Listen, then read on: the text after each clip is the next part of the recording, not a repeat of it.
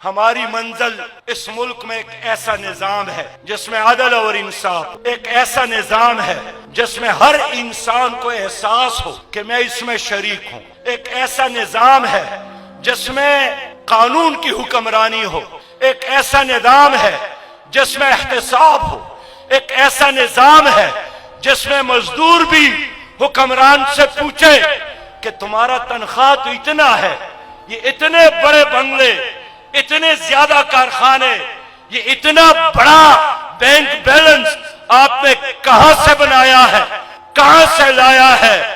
اللہ تعالیٰ نے فیاضی کے ساتھ ہمیں سب کچھ دیا ہے۔ میرے بھائیوں، مسئلہ کیا ہے؟ مسئلہ کرپشن ہے، مسئلہ مس مینجمنٹ ہے، مسئلہ ذاتی مفادات ہے۔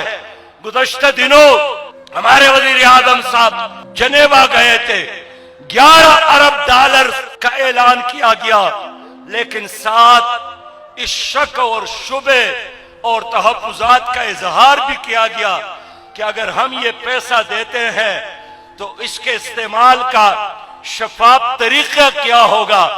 دینے والا ہمیں نصیحت کرتا ہے کہ یہ خیرات، صدقات اور قرضہ میں دیتا ہوں، لیکن شفاف طریقے سے کیسے استعمال کریں گے؟ جب دنیا کو دیکھتے ہیں، فرانس کے صدر نے غبن کی، 3 سالوں کے لیے جیل گئے۔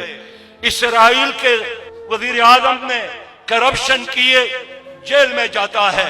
لیکن پاکستان میں کرپشن کنٹرول کرنے کے جتنے ادارے تھے وہ تمام ادارے مفلوج ہو گئے ہیں۔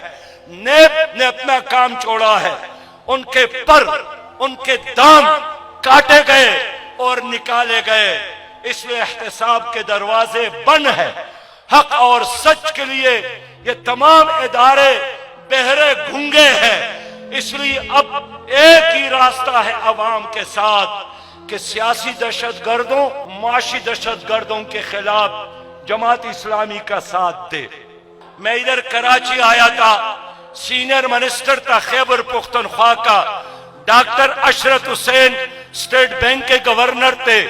ورلڈ بینک کے اجلاس سے واپس آئے تو یہاں کراچی میں اس نے مجھے بتایا کہ ابو ظبی میں اجلاس ہوا، ورلڈ بینک کے دنیا بھر کے نمائندگان آئے تھے۔ پاکستان میں ورلڈ بینک کا کنٹری ڈائریکٹر جان وال تھا، اس نے بڑے مجلس میں کھڑے ہو کر اعتراف کیا کہ پاکستان میں اگر کوئی دیانتدار، اگر فائنانشل مینجمنٹ اور فنڈ کی یوٹیلائزیشن کسی میں صلاحیت ہے اور میں اس کی گواہی دے رہا ہوں، وہ جماعت اسلامی پاکستان کا فائنانس منسٹر ہے۔